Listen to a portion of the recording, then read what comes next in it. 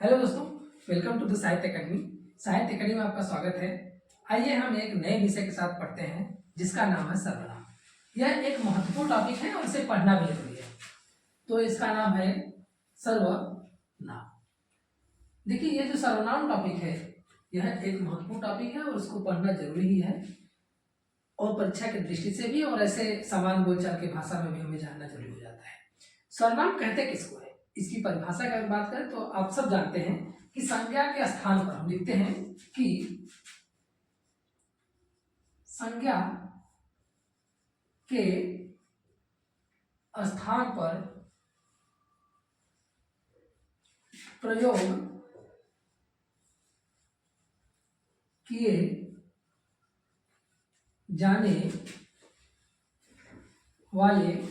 वाले शब्द को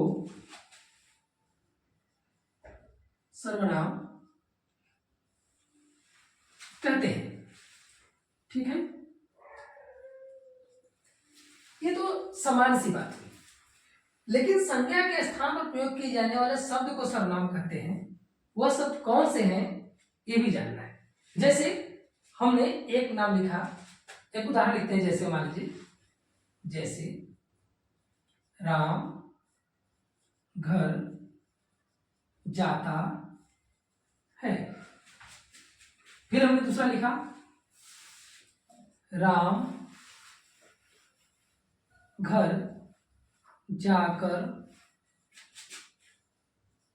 सो जाता है। राम सुबह जगता है। अब हमने देखा कि एक ही शब्द को बार बार जो है हमने राम घर जाता है, राम घर जाकर सो जाता है, राम सुबह जगता है। इस शब्द में हमने जगह राम राम राम 3 जगह लिख दिया। तो इनमें क्या है कि जब हम संज्ञा के स्थान पर सर्वनाम शब्द का इसलिए प्रयोग करते हैं कि जो एक वाक्य को लिखने में, एक सेंटेंस को लिखने में जो विकार उत्पन्न होता है, उस विकार को दूर करने के लिए हम सर्वनाम शब्द का प्रयोग करते हैं। यहां पर लिखा हमने कि राम घर जाता है, राम घर जाकर सो जाता है, राम सुबह जग जाता है। यहां पर अगर हमने लिखा राम घर जाता है और घर जाकर राम घर जाकर सो जाता है, तो यहां पर अगर लिख दें कि वह, अगर इसको कैंसिल करके लिख दें वह घर जाकर सो जाता है, तो यह सेंटेंस एक सरल हो गया और क्लिष्ट लगेगा पढ़ने में भी और एक तरीके से समझने में भी। ऐसे ही राम सुबह जगता है, तो अगर यहाँ पे करते हमने लिख दिया कि वह सुबह जगता है, तो यह एक सेंटेंस सही, सुटेबल सेंटेंस, एक अच्छा सेंटेंस बन जाता है। तो हमने राम की जगह पर वह शब्द का प्रयोग कर दिया। अब देखिए, जो राम शब्द है यह राम शब्द संज्ञा है। अगर बात करें तो यह राम शब्द संज्ञा है, और यहां हमने वह जो शब्द प्रयोग किया, यह भी वह शब्द जो है सर्वनाम के रूप में है। और यह जो वह शब्द है, यह वह शब्द किसको इंडिकेट कर रहा है, तो आप कहेंगे राम को इंडिकेट कर रहा है। तो यहां पर ध्यान दें कि वह शब्द हमने राम के लिए प्रयोग किया है। यहां पे भी वह शब्द जो है एक सर्वनाम है और हमने राम के लिए प्रयोग किया है। तो इसलिए हम कहते हैं कि संज्ञा के स्थान पर प्रयोग किए जाने वाले शब्द को सर्वनाम कहते हैं। सर्वनाम हमने इसलिए कहा क्योंकि हमने जहां जहां संज्ञा लिखा वहां हमने वह लिख करके और भी सर्वनामों का ऐसे प्रयोग करके हमने किया। अब बात आती है कि संज्ञा के साथ के स्थान पर जो सर्वनाम शब्द का प्रयोग किया जाता है, वह सर्वनाम के कितने प्रकार होते हैं, तो आप ये देखेंगे।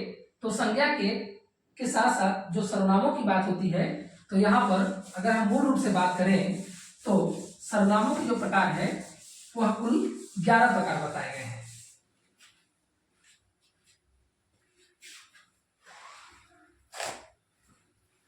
सर्वनामों कुल प्रकारों की जो बात की गई है, मूल रूप से सर्वनाम के 11 प्रकार बताए जाते हैं।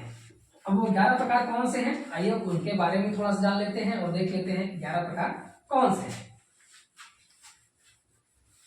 देखिए जो 11 प्रकार है संज्ञा के मूल सर्वनामों में, संज्ञा के जो स्थान पर जो सर्वनाम शब्द प्रयोग करते हैं, इनके मूल रूप से कुल 11 शब्द बताए जाते हैं। वो 11 शब्दों में से कौन कौन से हैं उनको देखिए। जैसे पहले होता है मैं, हम, तुम, वे,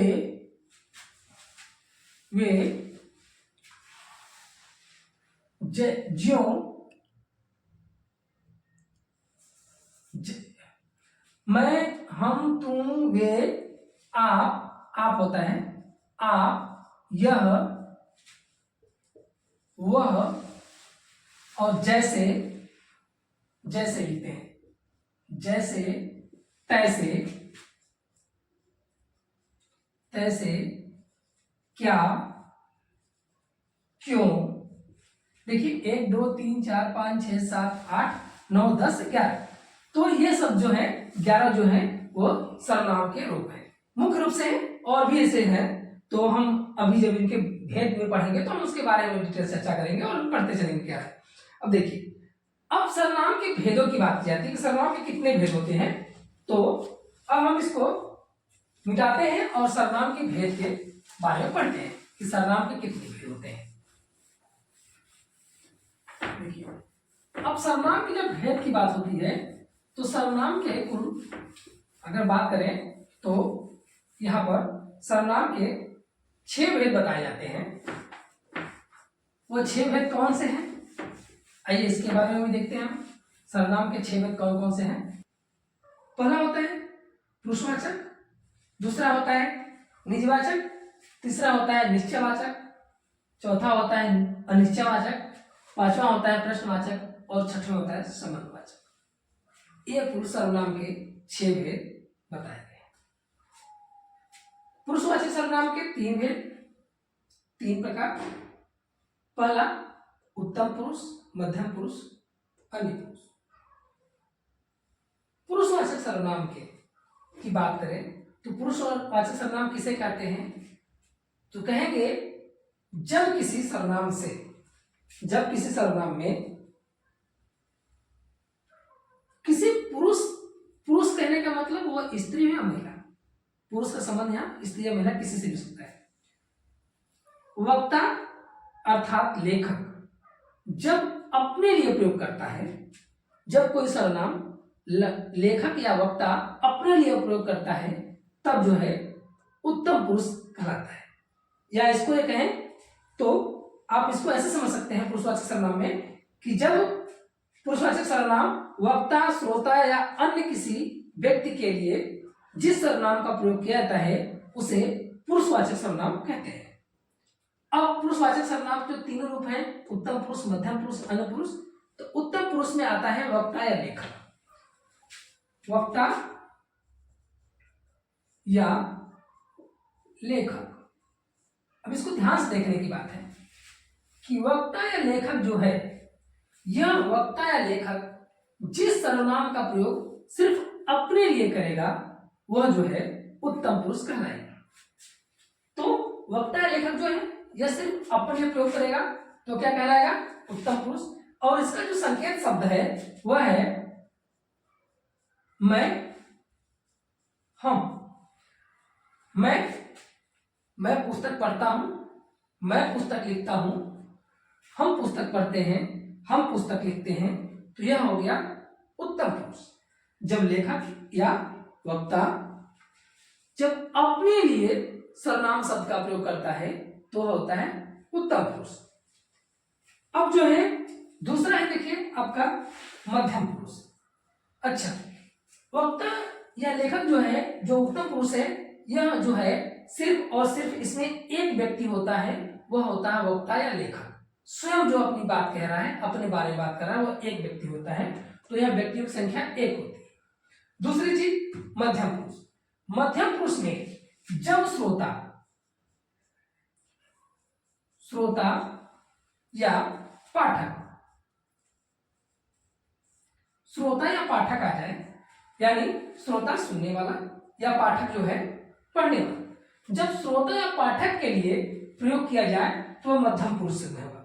जैसे अब मैं कहूं कि वह पुस्तक पढ़ता है, वे पुस्तक पढ़ते हैं, यह उसका सामान है, तो यहाँ पे हमने कहा यह उसका वस्तु है, तो यह सब जो है किसके लिए प्रयोग है? मध्यम पुरुष में।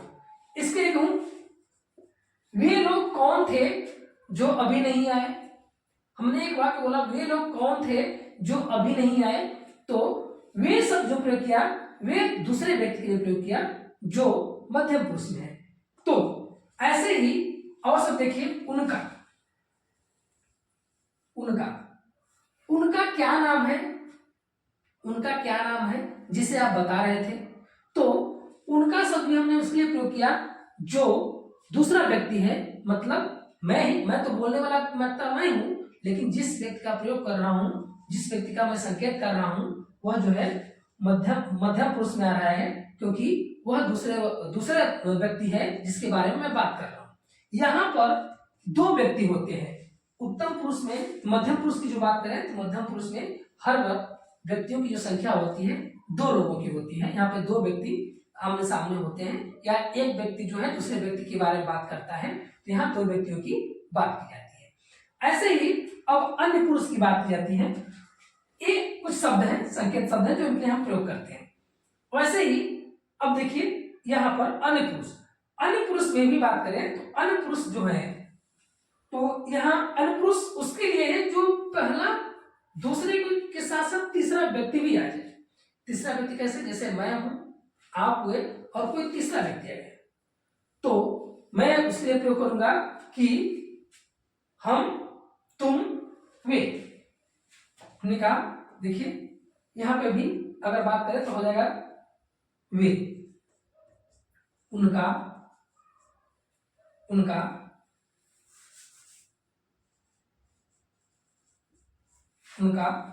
ऐसे शब्द आते हैं। और कहते हैं इसमें देख लीजिए ये शब्द आ जाएंगे सब।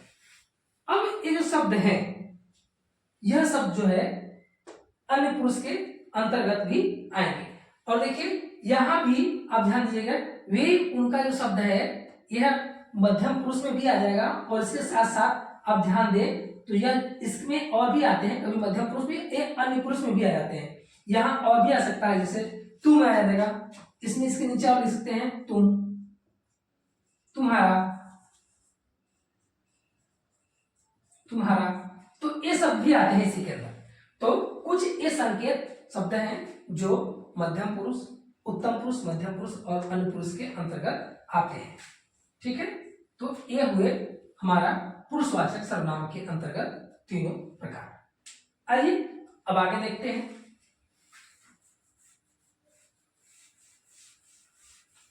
अब आगे हम बात करेंगे निजवाचक सर्वनाम की। तो आप देखेंगे निजवाचक सर्वनाम किसे कहते हैं। अब निजवाचक सर्वनाम की बात करें तो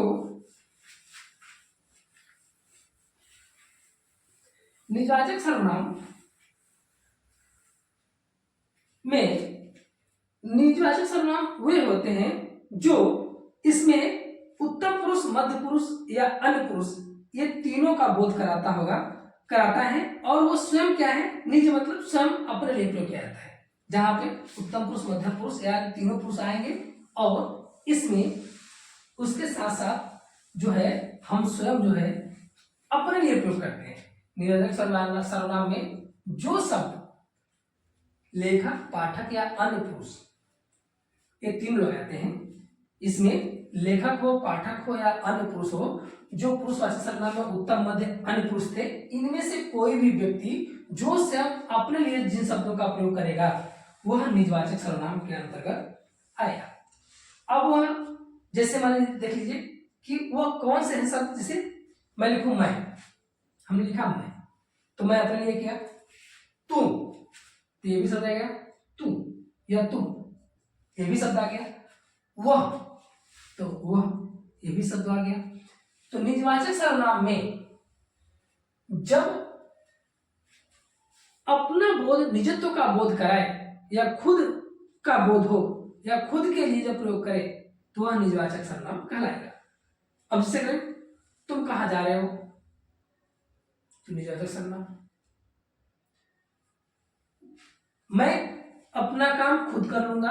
अगर मैं एक सेंटेंस लिख रहा हूं, देखो मैं से लिख करके, मैं अपना काम खुद कर लूंगा। सॉरी, मैं अपना काम खुद करूंगा, हमने लिखा।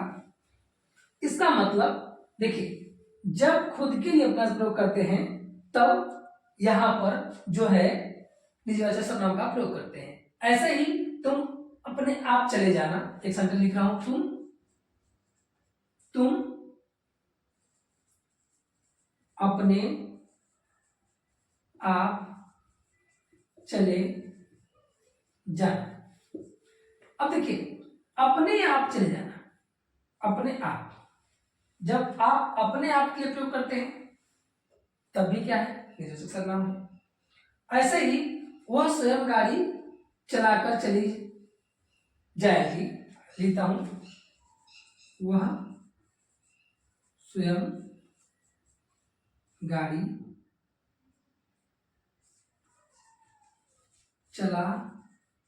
चलाकर एक ही मिलेगा,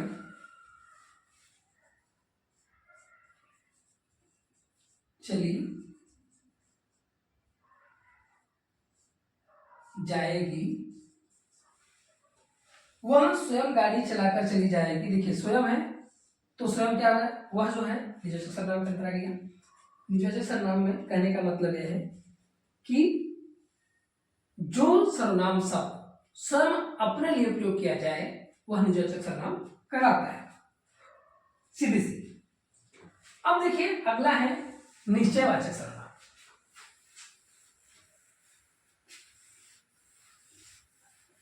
अब आपके सामने अगला जो सर्वनाम है वह निश्चयवाचक सर्वनाम है। अब निश्चयवाचक सर्वनाम में जब किसी वस्तु के लिए दूर या समीप की वस्तु का बोध कराता है,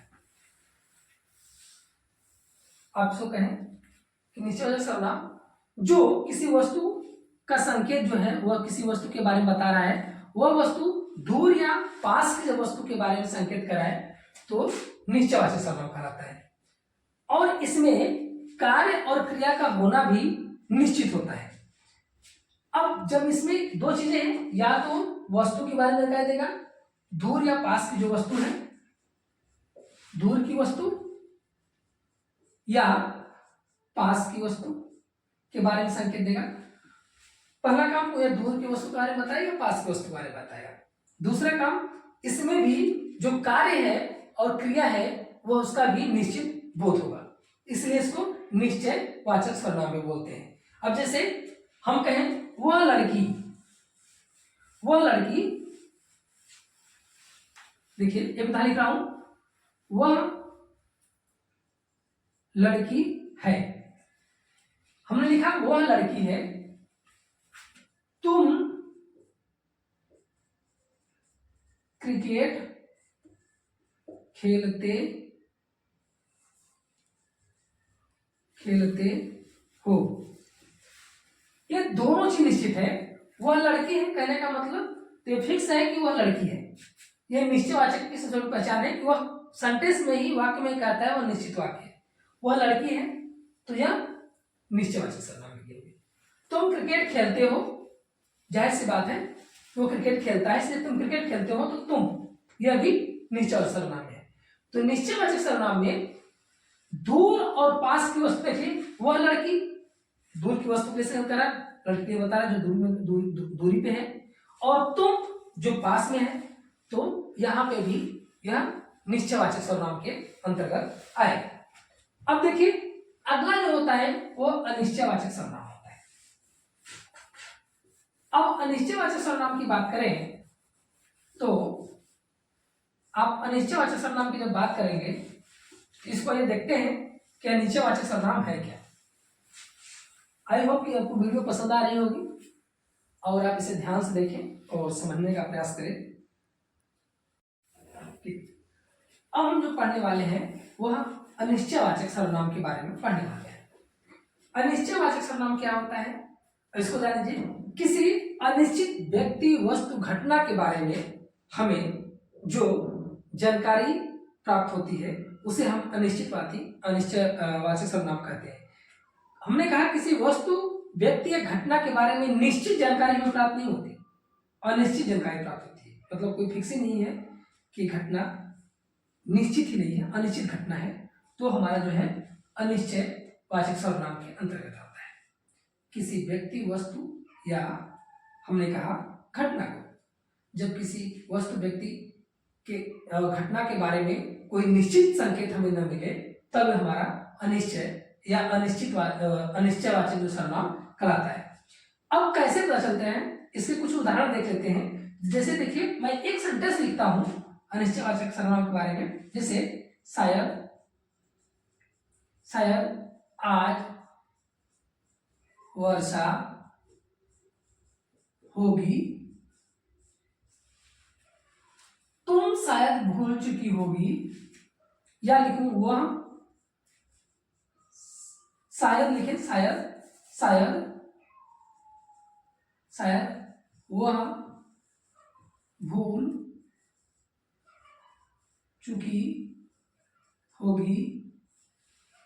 ऐसे सेंटेंस होते हैं, शायद आज वर्षा होगी, शायद वो भूल चुकी होगी, कोई बात तो है। देखिए,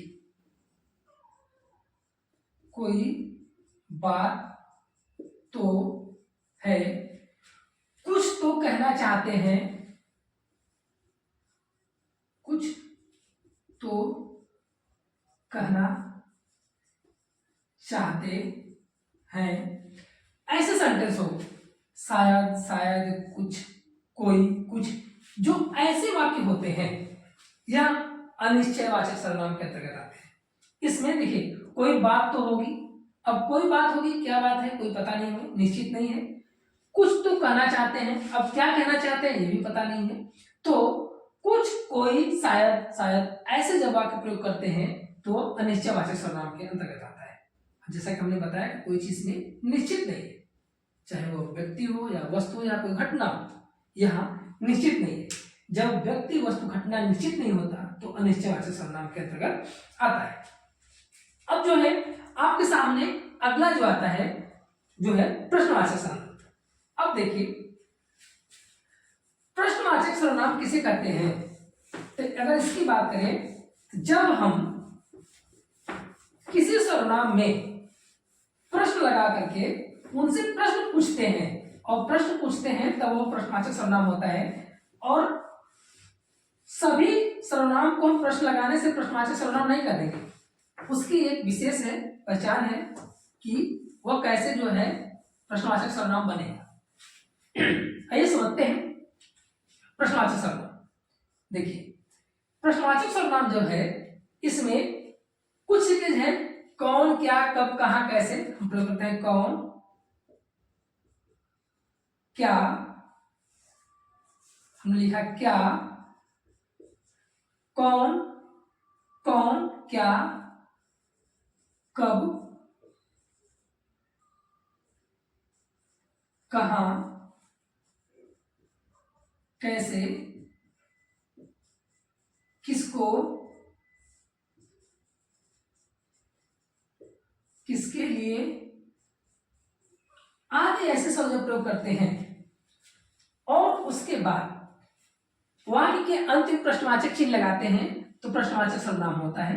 यह सबसे आसान और सबसे सरल सर्वनाम है प्रश्नवाचक। देखिए, हमने लिखा, एक सेंटेंस लिखते हैं जैसे में, तुम कहां जा रहे हो, तुम कहां जा रहे हो। अगला लिखा,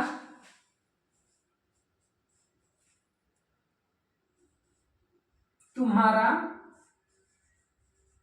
क्या नाम है, तुम्हारा क्या नाम, तुम कहां जा रहे हो, ठीक है, तुम्हारा क्या नाम है। अब देखिए, हमने कहा कि तुम्हारा क्या नाम है, हम कह रहे हैं तुम्हें क्या करना चाहिए, हमने कहा तुम्हें क्या करना चाहिए। तो ऐसे वाक्य जब हम लिखते हैं तो प्रश्नवाचक वाक्य सर्वनाम कहलाता है, प्रश्नवाचक सर्वनाम कहलाता है। यह जो वाक्य है प्रश्नवाचक सर्वनाम है। कहां, क्या, क्या, ये क्या करना पूरा क्या नाम है, कहां जा रहे हो, ये पूरा का पूरा प्रश्नवाचक सर्वनाम के अंतर्गत आता है।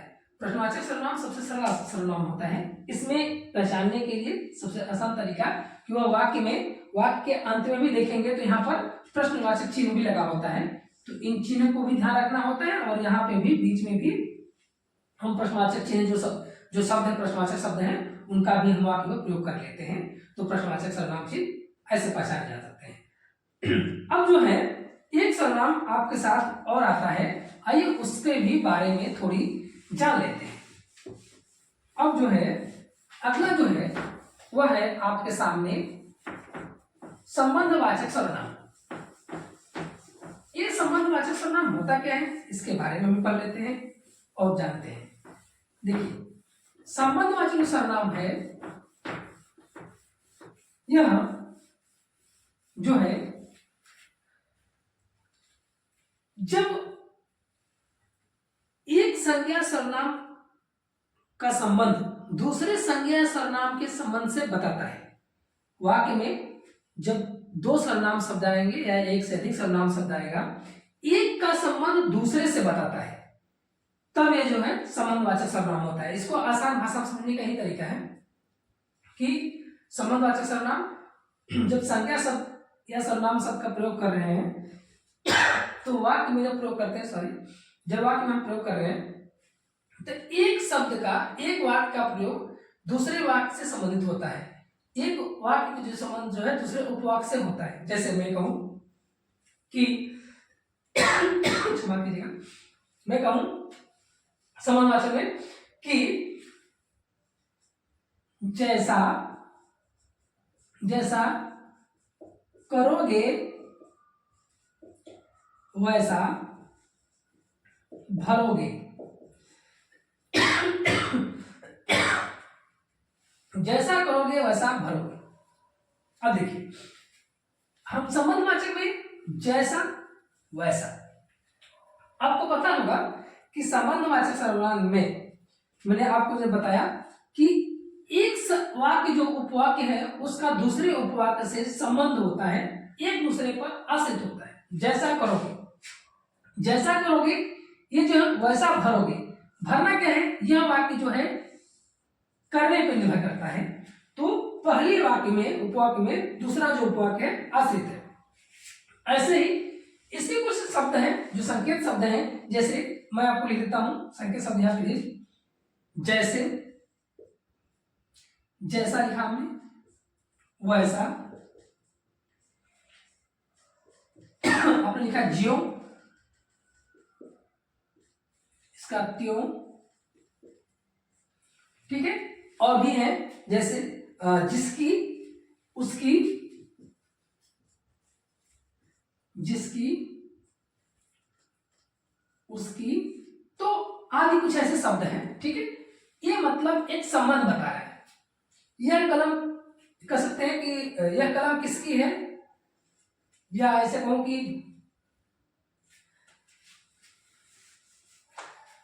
एक लिखा हूं मैं जिसकी, मान लीजिए लिखता हूं मैं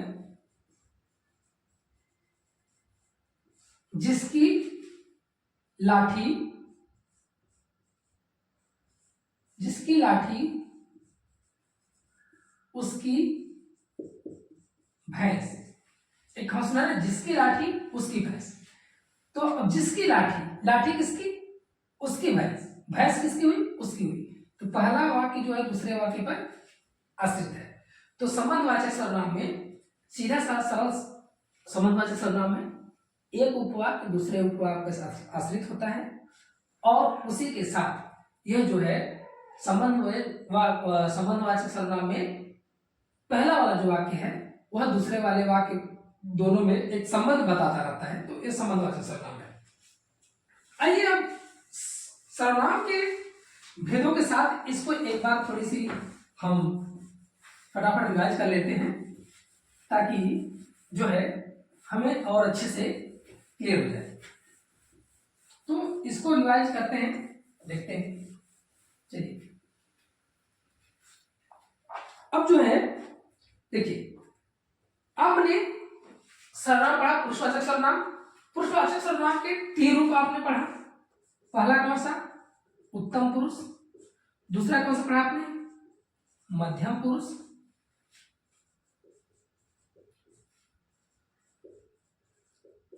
तीसरा कौन सा पढ़ा? आदि पुरुष। मध्यम पुरुष में क्या, उत्तम पुरुष में क्या पढ़ा? लेखक या वक्ता। लेखक या वक्ता। लेखक या वक्ता। जैसे में लेखक या वक्ता कौन? जैसे आपने प्रयोग किया मैं हम।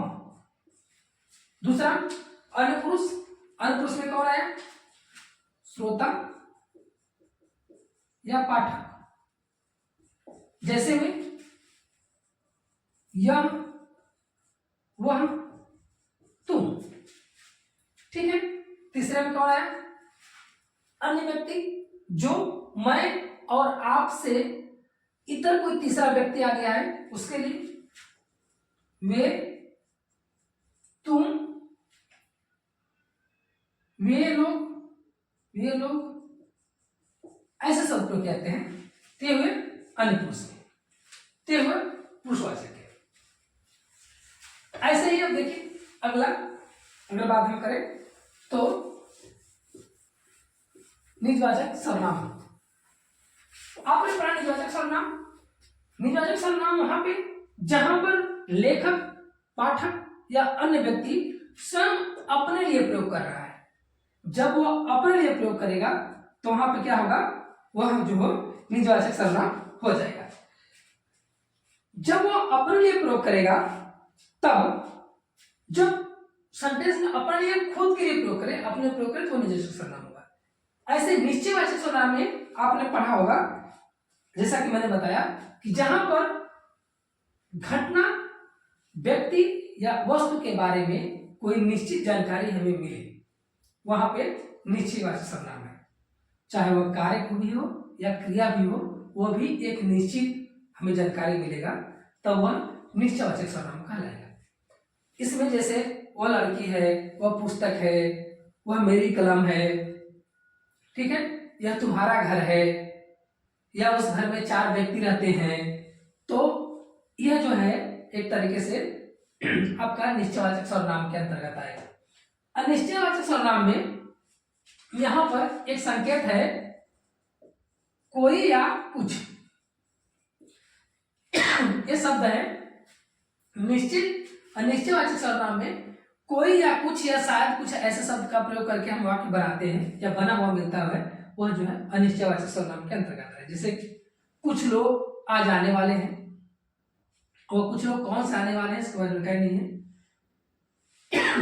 तो जैसे कोई आज आ रहा है, कौन आ रहा है ये भी जानकारी नहीं है, शायद आज मौसम अच्छा रहे। तो ऐसे वाक्य जो है अनिश्चयवाचक सर्वनाम के अंतर्गत आते हैं।